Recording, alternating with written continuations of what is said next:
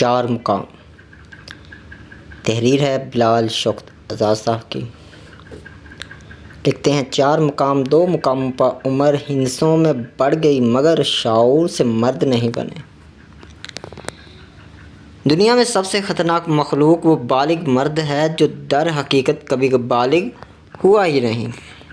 جسم اس کا جوان ہو چکا ہے، آواز بھاری ہو چکی ہے، داڑھی نکل آئی ہے اور معاشرہ اسے مرد مان چکا ہے، مگر اندر ایک چیختا چلاتا ضدی خود پسند اور کمزور لڑکا چھپا بیٹھا ہے جو ہر رشتے کو یا تو کھلونا سمجھتا ہے یا میدان جنگ۔ سچ کہوں، اکثر مرد جو ہمارے گرد گھومتے ہیں وہ مرد نہیں، بس عمر رسیدہ لڑکے ہیں۔ نہ انہیں تعلق کی سمجھ ہے، نہ قیادت کی، نہ قربانی کا حوصلہ ہے اور نہ خود احتسابی کا ظرف۔ وہ بڑے ہیں، پختہ نہیں ہوئے، وہ کمانے لگے ہیں، کمانداری نہیں آئی۔ وہ ازدواجی معاہدے کرتے ہیں مگر اس کے روحانی، اخلاقی اور سماجی مطالبات سے لا علم ہوتے ہیں۔ تو آئیے ان 4 مراحل 4 مقاموں کا جائزہ لیتے ہیں جن سے مرد کو گزر کر مرد بننا تھا، مگر 2 میں یہیں کہیں اٹک گیا۔ پہلا ہے بوائے، جسم، ہوس اور انا کا اسیر۔ یہ وہ مرحلہ ہے جہاں مرد نہیں بنتا، صرف جنسی بستی وجود میں آتی ہے۔ اس کی دنیا کا مرکز اس کا جسم ہوتا ہے، خاص طور پر اس جسم کی طاقت، شہوانیت اور ظاہری کشش۔ وہ اپنی میسکولینٹی کو عورتوں کے دل توڑنے، ایک رات کی فتح اور گالم گلوچ میں تلاش کرتا ہے۔ وہ سمجھتا ہے مردانگی طاقت ہے، شفقت نہیں۔ 9 عورتیں اور ایک دل، یہی فخر ہے۔ سیکس کامیابی کا ثبوت ہے، سچائی نہیں۔ اسے تعلق نہیں چاہیے، تصدیق چاہیے۔ اسے محبت نہیں آتی، بس غلبہ آتا ہے۔ وہ عورت سے نہیں چڑھتا، وہ عورت سے نہیں جڑتا، وہ عورت پر حکومت کرنا چاہتا ہے۔ یہی وہ لڑکا ہے جو ہر تنقید پر چیختا ہے، ہر اختلاف کو توہین سمجھتا ہے، ہر عورت کو ٹارگٹ اور ہر رشتے کو ٹرافی۔ وہ صرف مردانگی کا دعوے دار ہے، حقیقت میں وہ محض ہارمونل چوس ہے، ایک ناپختہ لڑکا جو اپنی ہی خول میں قید ہے۔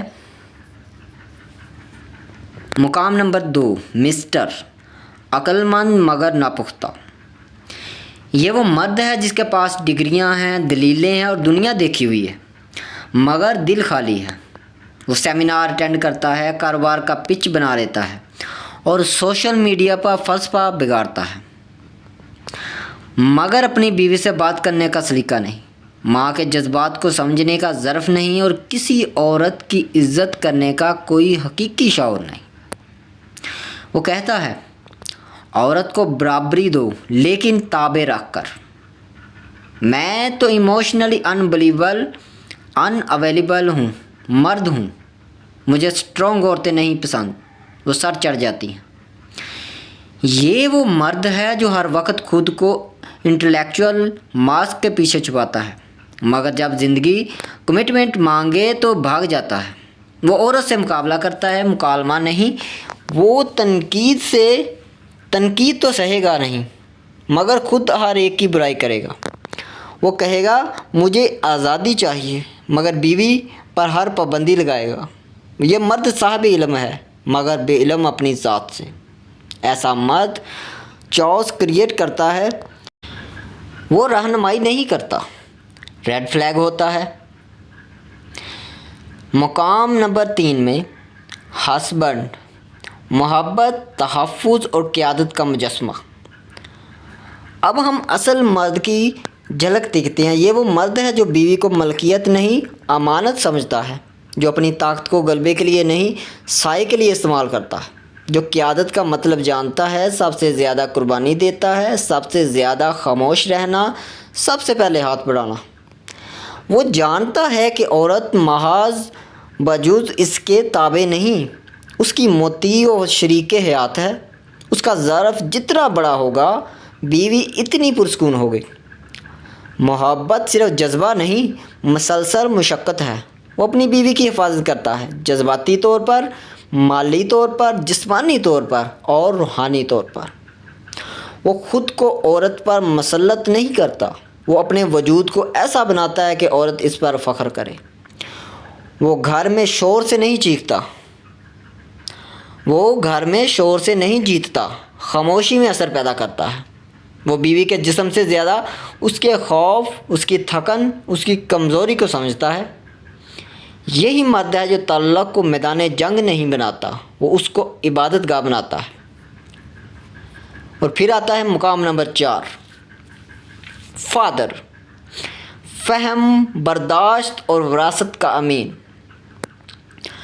باپ ہونا صرف اولاد پیدا کرنا نہیں، باپ ہونا خود کو قربان کرنا ہے، اپنی نیند، اپنی خواہشات اور اپنی جوانی کی چمک سب کسی دوسرے کی مستقبل پر نشاور کر دیتا ہے۔ اصل باپ وہ ہے جو بچوں کو گائیڈ کرتا ہے، گورن نہیں۔ بیوی کو عزت دیتا ہے، صرف ماں بنانے کا ٹھیکہ نہیں سمجھتا۔ اپنے خاندان کو پروٹیکٹ کرتا ہے، ڈومینیٹ نہیں۔ وہ بچوں کو سکھاتا ہے کہ مردانہ قوت ضبط میں ہے، غصے میں نہیں۔ عورت کا احترام مرد کی اصل عزت ہے۔ کم بولنا، زیادہ سننا اصل حکمت ہے۔ وہ گھر کا ستون ہے مگر دیواروں پر بوجھ نہیں۔ وہ خاندان کا لیڈر ہے مگر اپنے ایگو کے بغیر۔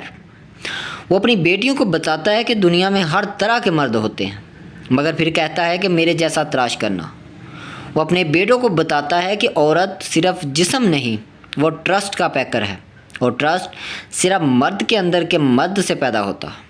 زوال تب آتا ہے جب عورت مرد کو اس کی عمر اور زیادہ تر دولت دے کر چنتی ہے، نہ کہ اس کا ظرف۔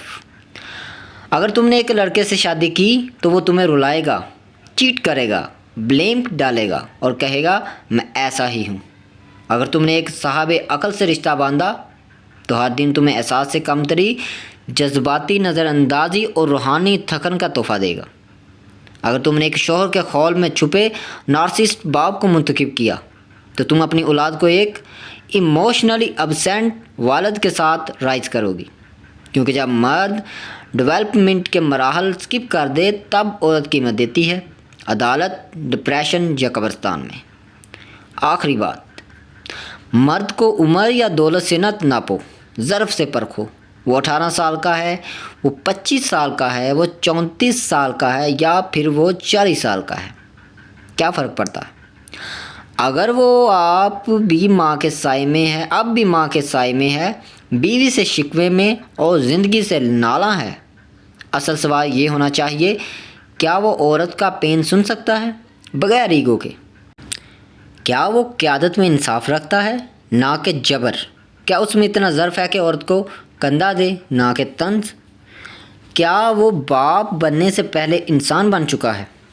کیونکہ تنخواہیں بدل جاتی ہیں، جسم کمزور ہو جاتے ہیں، مقام کھو جاتے ہیں، مگر ایک مرد جو عورت کی عزت، محبت اور حفاظت کر سکے وہ پوری نسل کو قیمتی بنا دیتا ہے۔